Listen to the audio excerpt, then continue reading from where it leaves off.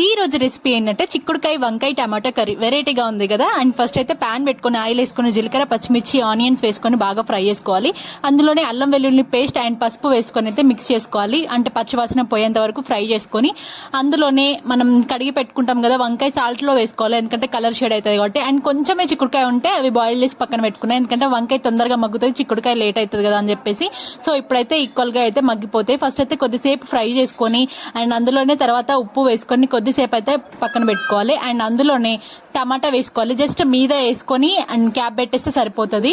ఎక్కువగా మిక్స్ చేయొద్దు ఫస్టే. అండ్ తర్వాత అయితే మధ్య మధ్యలో మిక్స్ కలుపుకోవాలన్నమాట, ఎందుకంటే మనం తక్కువ ఆయిల్ వేస్తాం కాబట్టి తొందరగా అడగంటే ఛాన్సెస్ అయితే ఉంటాయి.